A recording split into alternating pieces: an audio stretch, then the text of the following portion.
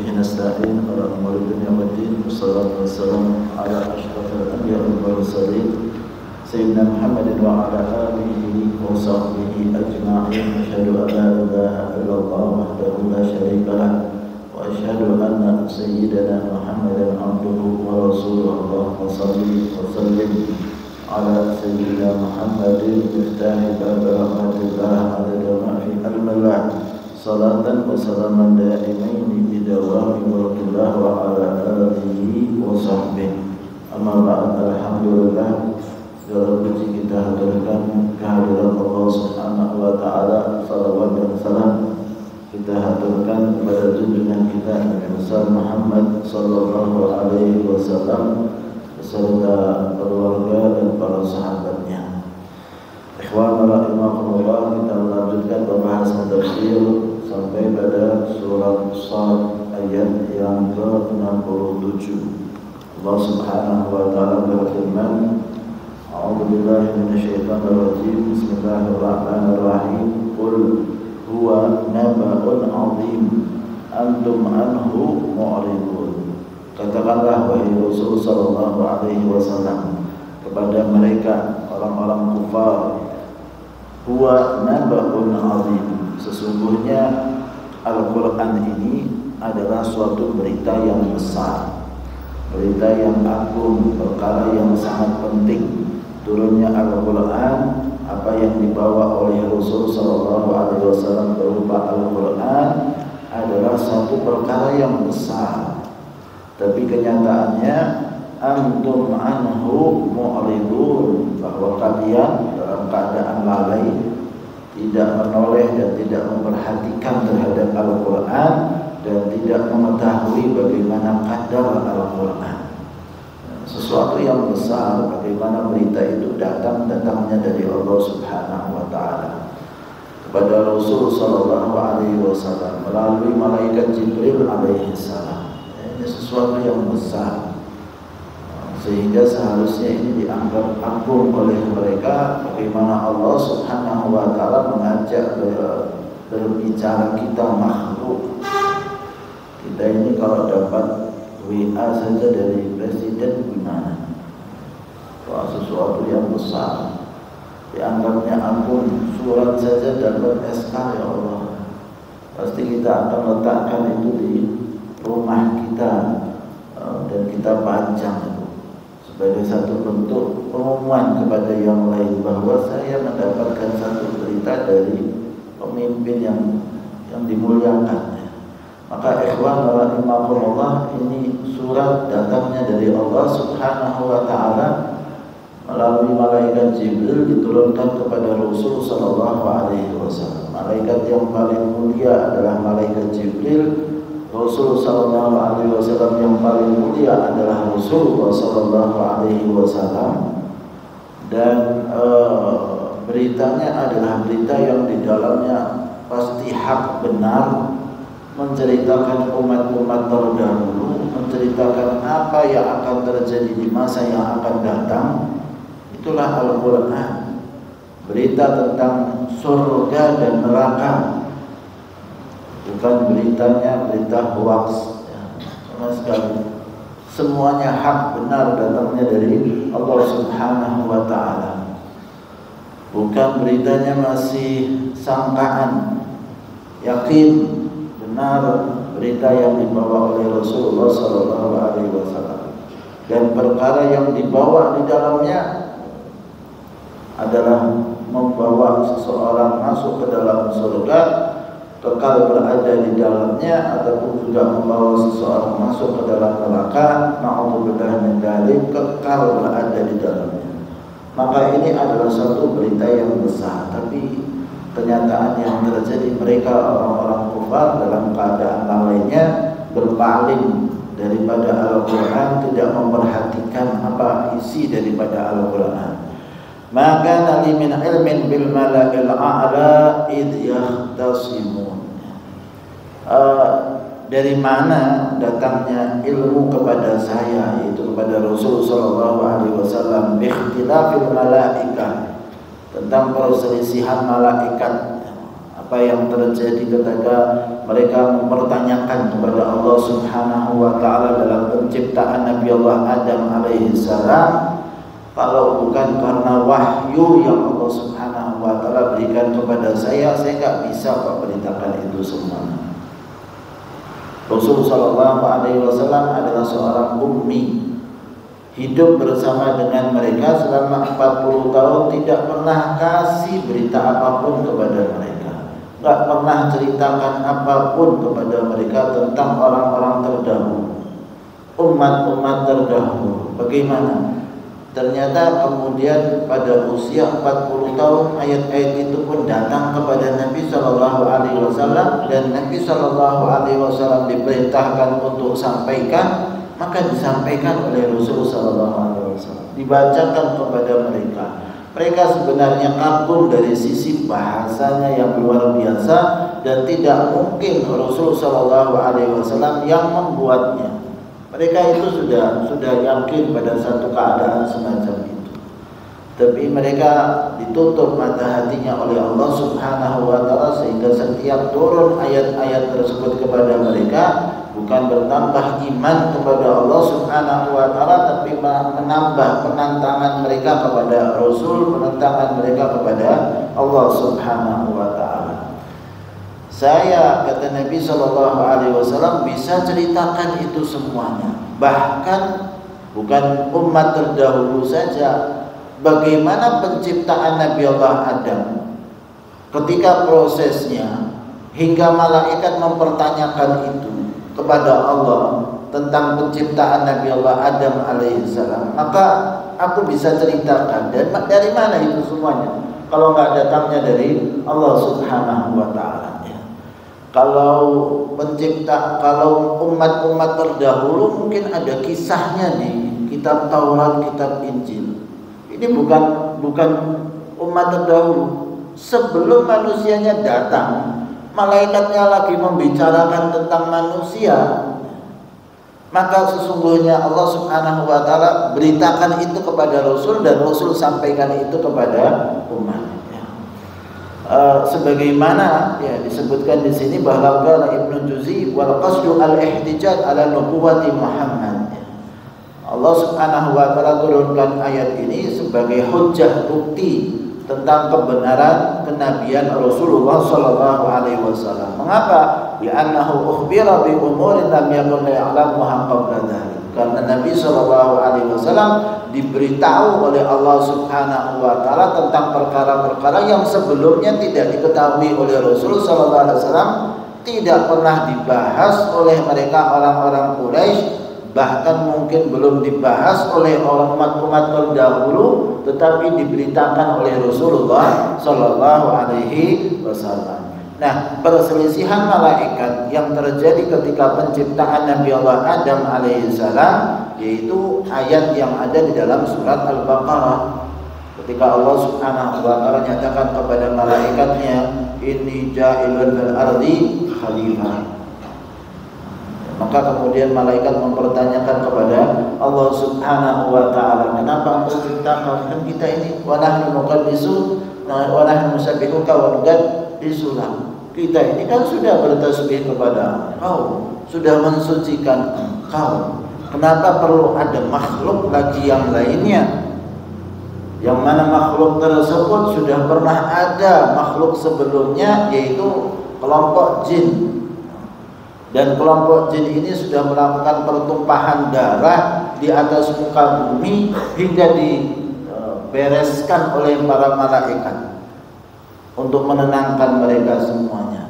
Baru setelah itu ada penciptaan manusia. Maka mereka mempertanyakan kepada Allah Subhanahu wa taala, kenapa ya, ada penciptaan manusia. Di surat Al-Insan ya, Allah Subhanahu wa taala sebutkan bahwa sesungguhnya hal ata 'alal insani hinun minad dahri lam yakun syai'an madhkura. Apakah manusia itu tidak tahu ya, berita datang kepada mereka bahwa ada pada satu saat di mana manusia itu enggak pernah disebut. Lam yakun syai'an madhkura. Para malaikat sibuk dengan ibadahnya kepada Allah Subhanahu wa Ta'ala, dan mereka para malaikat gak pernah tahu bahwa akan ada makhluk yang namanya manusia. Dan ternyata penciptaan itu pun kemudian dilakukan oleh Allah Subhanahu wa Ta'ala, dan manusia berkembang sampai sejumlah ini. Ya Allah. Jadi berita langitnya isinya manusia semua. Tadi sebelumnya gak pernah disebut. Lam yakun syai'an madhkura. Apa manusia enggak pernah tahu bahwa dulu belum pernah ada berita tentang namanya manusia. Sekarang isi beritanya manusia. CNN-nya manusia, semuanya berita. Bukan berita dunia saja, berita langit. Berita langit semuanya isinya catatan manusia. Semua yang dikerjakan sama manusia. Zikirnya manusia, ngajinya manusia, sibuknya semua manusia. Malaikat semua disibukkan oleh Allah Subhanahu wa Ta'ala untuk yang namanya makhluk berupa manusia. Dan awalnya adalah Nabi Allah Adam alaihi salam. Iyuha ilayya illa ma ana nadhirum mubin. Sesungguhnya apa yang diwahyukan kepada aku, kata Rasul sallallahu alaihi wasallam, kepada aku maksudnya kembali kepada Rasul sallallahu alaihi wasallam, illa annama ana nadhirum mubin, kecuali aku ini adalah seorang rasul utusan Allah Subhanahu wa Ta'ala, tidak lain memberi peringatan kepada kalian tentang siksanya Allah Subhanahu wa Ta'ala. Allah Subhanahu wa Ta'ala kirim Rasul sallallahu alaihi wasallam basyira wa nadhira. Basyir artinya memberikan kabar gembira, nadhir artinya memberikan peringatan. Kabar gembira kepada siapa? Kepada orang-orang yang beriman kepada Allah Subhanahu wa Ta'ala, bahwa mereka akan mendapatkan balasan baik dari Allah berupa surganya, rahmatnya. Sedangkan nadhir memberi peringatan kepada orang-orang yang kafir, yang mereka ingkar kepada Allah, ingkar kepada Rasul sallallahu alaihi wasallam, dan mereka akan mendapatkan balasan buruk kelak nanti di yaumil qiyamah berupa nerakanya. Kemudian disebutkan kisahnya tentang Nabi Allah Adam alaihi salam. Idz qala rabbuka lil malaikati, tatkala Allah Subhanahu wa Ta'ala mengatakan, memberitahukan kepada para malaikatnya, inni khaliqum basyaran min tin. Sesungguhnya aku Allah Subhanahu wa Ta'ala akan menciptakan manusia dari tin, tanah, min tinin. Jadi kita lihat bahwa penciptaan manusia ini dari tanah, sesuatu yang biasa Allah Subhanahu wa Ta'ala ciptakan, tapi wujudnya sekarang makhluk manusia. Kemudian penciptaan awalnya dari tanah, dan selanjutnya penciptaan min sulalatin min ma'in mahin. Keturunannya dijadikan oleh Allah Subhanahu wa Ta'ala dari air mani. Sesuatu yang menghina, air mani, wujud jadi manusia. Anda bisa bayangkan kapan buatnya? Ini kalau mau buat robot itu perlu perencanaan yang matang bertahun-tahun. Ini dalam satu waktu cuma beberapa saat, air itu pun berubah menjadi segumpal darah, jadi segumpal daging, lalu berwujud wujud manusia, ditiupkan roh. Jadi penciptaan kurang lebihnya hanya 4 bulan. Habis itu perkembangan makhluk. Berapa yang diciptakan? Banyak. Manusia sampai dikasih kabin biar gak kebanyakan. Dari banyaknya penciptaan Allah, di setiap gam-gam itu diciptakan makhluk-makhluk. Yang menciptakan bukan institut teknologi yang perlu tempat yang besar untuk membuat satu robot dengan pertimbangan yang sangat matang, tapi ada di gang-gang RT buat sendiri-sendiri. 4 bulan keluar, 4 bulan jadi, 4 bulan jadi. Enggak makin. Dari sampai banyaknya manusia hingga berita besarnya kalau ada yang mandul. Dari banyaknya manusia dianggapnya biasa. Padahal ini sesuatu yang luar biasa. Beritanya akan muncul kalau ada yang tidak lahir-lahir. Ikhwan rahimakumullah, ini sesuatu berita yang besar Allah berikan kepada kita. Ini khaliqun basharan min tinin fa idza sawaituhu wa nafakhtu fihi min ruhi faqa'u lahu sajidin.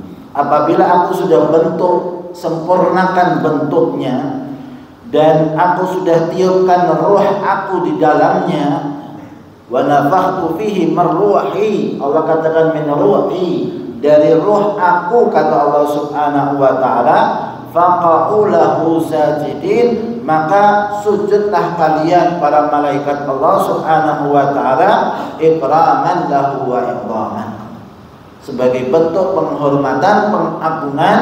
Maka kalian wahai para malaikat Allah, sujudlah kalian kepada makhlukku ini, yaitu Nabi Allah Adam alaihi salam. Wa hadza sujud tahiyana, sujud ibadah. Dan kita tahu bahwa sujud yang dilakukan adalah sujud penghormatan, bukan sujud ibadah. Walaupun bentuknya tampaknya meletakkan dahi di tanah ataupun meletakkan dahi di suatu tempat, maka tetap saja yang dimaksudkan di dalam ayat adalah sujud penghormatan, bukan sujud penyembahan kepada Nabi Allah Adam alaihi salam.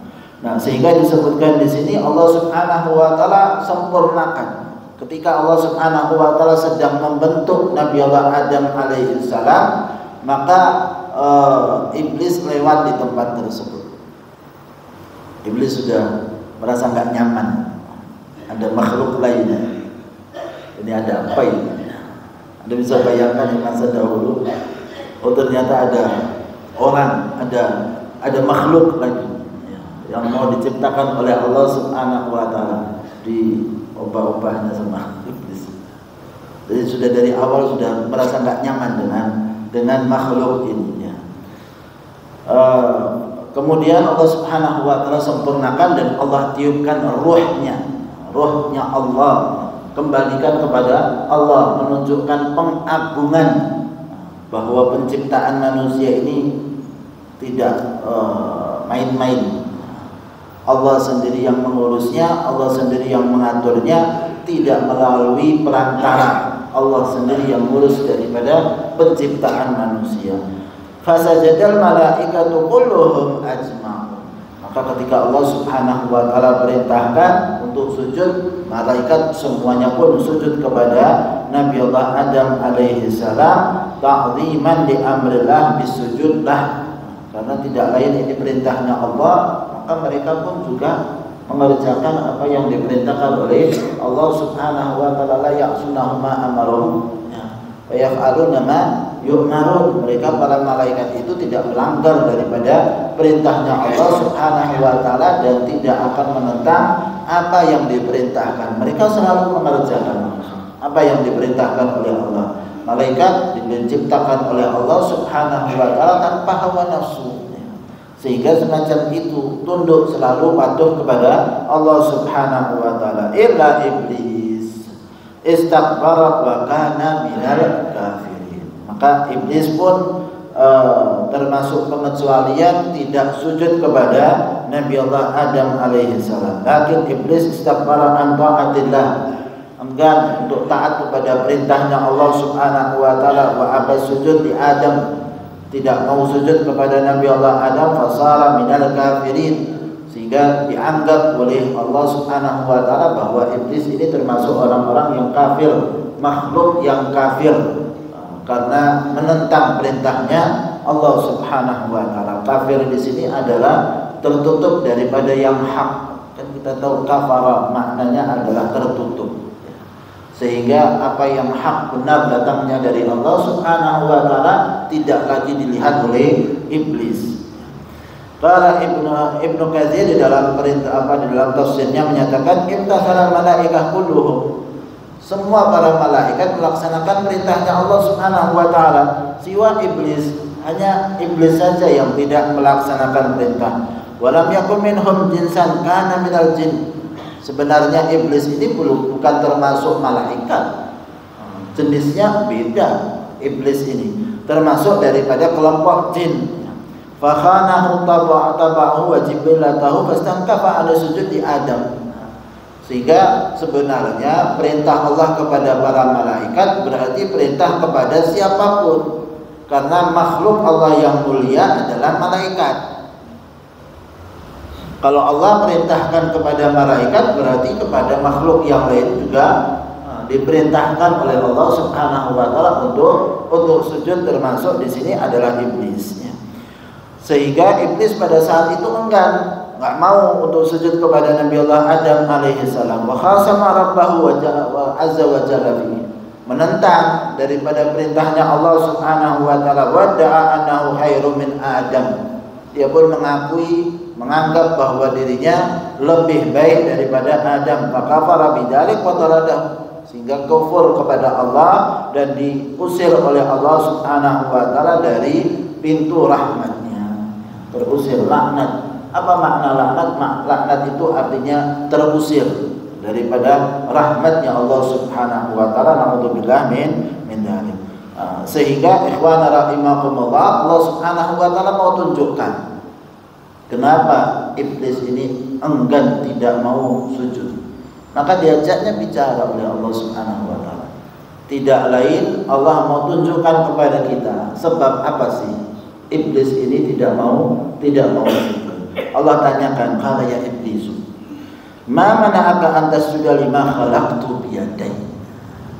Wahai iblis, kenapa engkau ini tidak mau enggan untuk sujud kepada makhluk yang aku ciptakan dengan tanganku?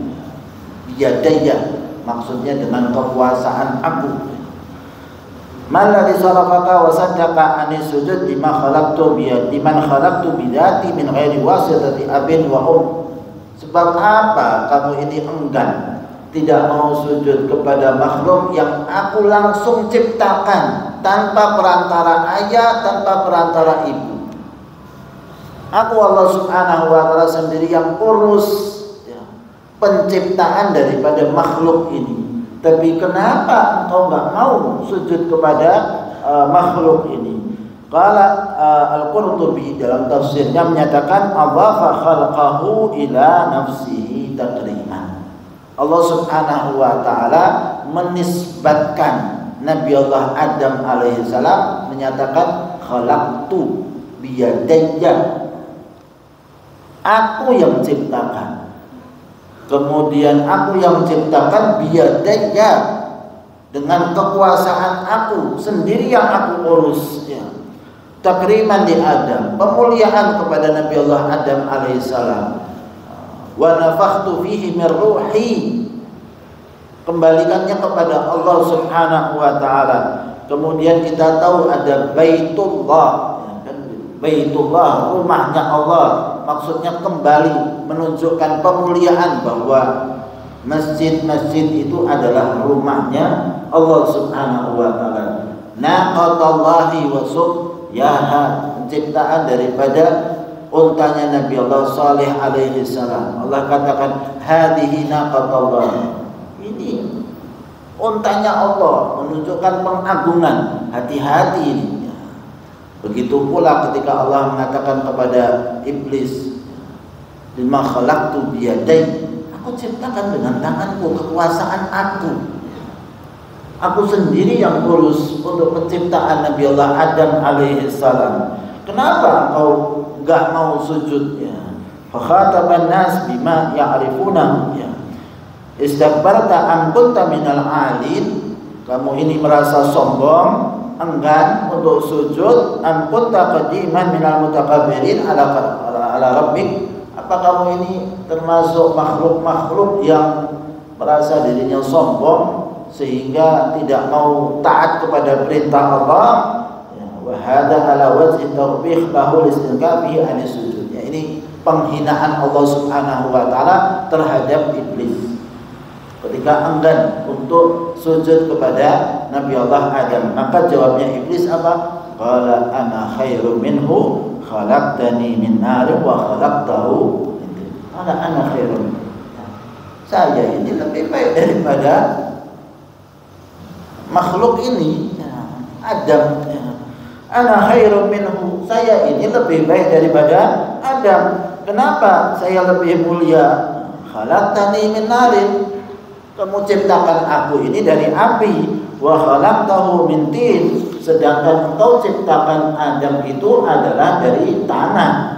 Wa naru khairum minat tin, dia anggap bahwa api itu lebih baik daripada tanah. Fa kaifa yasjudu al-fadil lil mafdhul? Bagaimana bisa makhluk yang mulia, aku, kata iblis, sujud kepada makhluk yang lebih rendah daripada saya? Tidak bisa. Ikhwan rahimakumullah, permasalahannya iblis mulai pikir. Iblis mulai mikir. Dan ini adalah pemikiran yang salah. Mengapa? Karena dia nggak lihat bahwa perintah ini datangnya dari Allah. Dia katakan, wahai Allah, kau perintahkan aku sujud sama makhluk yang lebih rendah daripada saya. Seharusnya dia tidak lihat. Seharusnya kan ini perintahnya datangnya dari Allah. Ya sudah, taati saja. Tapi dia ketika diperintah sama Allah, dia lihat perintahnya. Kalau perintahnya nggak benar, nggak tepat, dirasanya kemudian dia ini kurang pas, ya perintahnya ini, maka dia nggak mau. Dia lihat apa? Dia lihat syariatnya. Dia udah atik sebenarnya. Syariatnya dia udah. Padahal syariat datangnya dari Allah. Kalau sudah syariat itu datangnya dari Allah, perintahnya dari Allah, ya sudah seharusnya ditaati. Mau bagaimanapun. Maka ikhwan rahimakumullah, Allah sudah gambarkan kepada kita dari sejak awal penciptaan. Mau tidak mau, ada orang-orang yang dimuliakan oleh Allah. Anda terima atau tidak terima terserah. Kisahnya sudah ada. Iblis itu manusia, malaikat, sudah dari sejak awal ceritanya sudah ada. Anda kok bingung sekarang? Kok sekarang ada orang mulia? Harusnya semuanya sama. Siapa yang katakan semuanya sama? Kalau semuanya sama, maka sesungguhnya Nabi Allah Adam alaihissalam, malaikat yang banyak dahinya sujud sama Allah Subhanahu wa ta'ala, seharusnya enggak sujud kepada Nabi Allah Adam, padahal Nabi Adam belum pernah sujud sama Allah. Gimana ini? Ini kalau mau dipikir-pikir enggak masuk di akal. Ya memang enggak masuk di akal. Karena kalau kita otak-atik syariatnya, ya kita akhirnya jadi iblis. Ya. Kita otak-atik syariatnya. Kenapa sih kok harus ada orang yang lebih mulia daripada kita? Harusnya semuanya sama. Kan gak ada yang mulia kecuali orang-orang yang bertakwa. Anda harus tahu, termasuk takwa adalah mengagungkan siapa yang diagungkan oleh Allah. Itu termasuk takwa.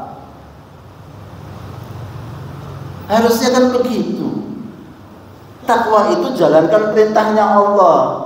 Termasuk perintahnya Allah adalah memuliakan siapa yang dimuliakan oleh Allah, mengagungkan siapa yang diagungkan oleh Allah. Itu takwa.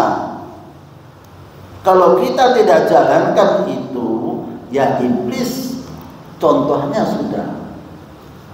Iblis merasa dirinya lebih baik daripada Adam. Hasilnya fakhruj, keluar kamu.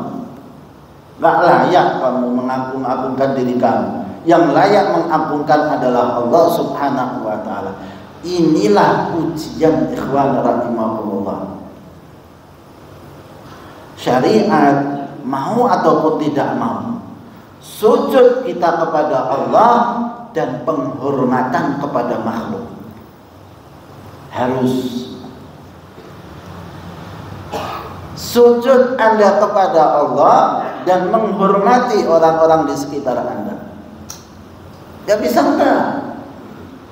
Kalau sujud sama Allah tapi saya lebih baik daripada yang lain, enggak boleh ada yang dimuliakan, semuanya sama. Ini kan menganggap saya lebih baik daripada yang lain.